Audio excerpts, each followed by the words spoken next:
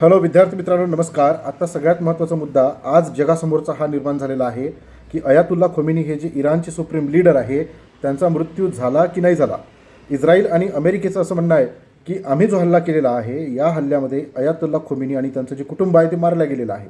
परंतु त्यांच्या आधी इराणने असं म्हटलेलं आहे की आमचे जे नेते आहे सुप्रीम लीडर अयातुल्ला खोमेनी यांचा मृत्यू झालेला आहे. इराण असा देश आहे की जो आजपर्यंत त्यांच्या देशामध्ये काय घडलं हे पुढचे काही दिवस सांगत नाही. परंतु एवढा मोठा नेता मारला गेला, एवढी मोठी सुप्रीम लीडरशिप जी आहे ती मारल्या गेलेली आहे. ही गोष्ट इराण कसं काय जगासमोर सांगू शकतो.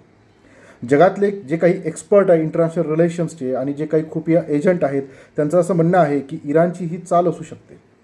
आता याच्यामध्ये काय तथ्य आहे आणि काय नाही हे आपल्याला माहीत नाही, परंतु त्यांचं असं म्हणणं आहे की खोमेनी जे आहे ते अशा पद्धतीनं मारल्या जाऊ शकत नाही. इराणला हे पहिलेच माहीत होतं की इस्रायल आणि अमेरिका आपल्यावर अटॅक करू शकते, आपल्या सुप्रीम लीडरला ते टार्गेट करू शकते, कारण त्यांच्याचमुळे इराण हा अमेरिकेसमोर झुकला नाही.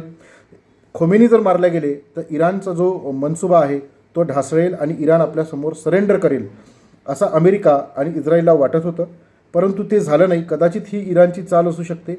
जर ही न्यूज संपूर्ण इराणभर पसरली तर कदाचित लोक हे राष्ट्रवादी भावनेने, धार्मिक भावनेने एकत्र येतील आणि अमेरिका आणि इस्रायलचा विरोध करतील. म्हणून तर ही जी न्यूज आहे ही न्यूज अशा पद्धतीनं पसरवल्या गेली असू शकते असं काही लोकांचं म्हणणं आहे. परंतु सध्याची परिस्थिती अशी आहे की खोमेनी मारल्या गेलेले आहे, ठीक आहे, आणि त्यांचे बाकीचे जे विधी वगैरे आहे ते सुद्धा कंप्लीट झालेले आहे असं इराणने दाखवलेलं आहे.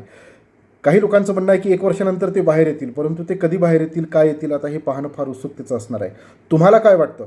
खोमेनी जिवंत आहे की ते मारल्या गेलेले आहे? कमेंट बॉक्समध्ये नक्की सांगा. धन्यवाद.